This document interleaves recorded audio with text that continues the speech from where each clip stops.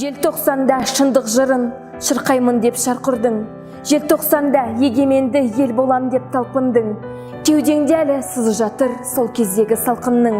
Темір қолдар қуат деді алқымыңды қаусырған. Намысыңды жықпай өттің нәубет дүлей маусымнан. Жалғыз қалған шақтарымда қуат алдым бойыма. Түрме торын жарып шыққан сенің қайсар даусыңнан. Өсер елдің қай сәтте де болар бірлік қалауы. Лаула, лаула, желтоқсанның мұзға жаққан алауы. Өздеріңдей өр намысты жас өркені бар елдің. Ешқашанда еңкеюге тиісті емес жалауы.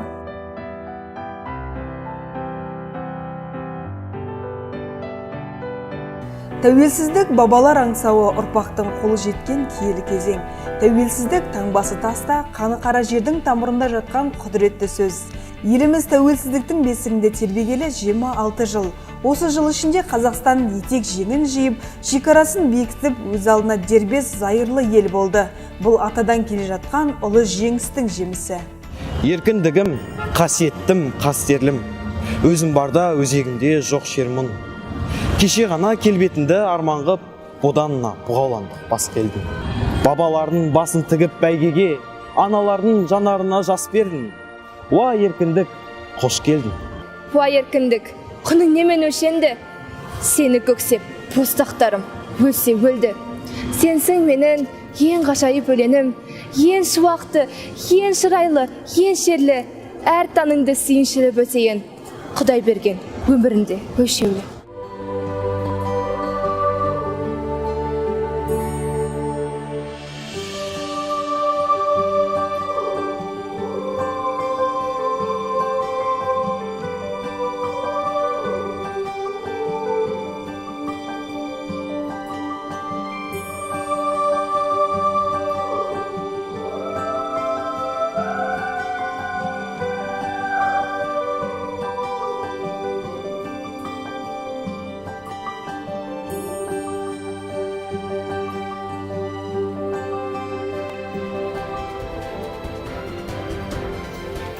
Тәуелсіз елдің жастары ұлы дала елінің тірегі, еліміздің кемел келешегі жас ұрпақтың қолында.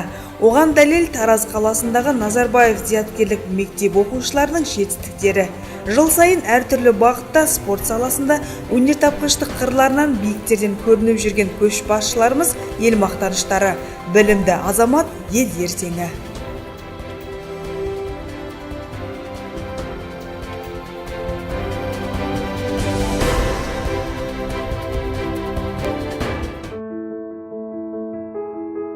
Мен оның түнін сүйем, күнін сүйем, ағынды өзен асқар тау гүлін сүйем.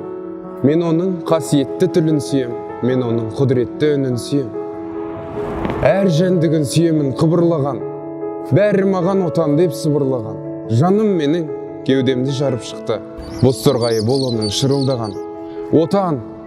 Отан бәрінен биік екен, мен оны мәңгілікке сүйіп өтем. Отанды сүймеуің де күйік екен, отанды сүйгенің де күйік екен. Біз бір ұлтпыз, бір қанымыз бір мәселемен жүруіміз керек. Сыртта жүрсек те, іште жүрсек те біз жақтауымыз керек.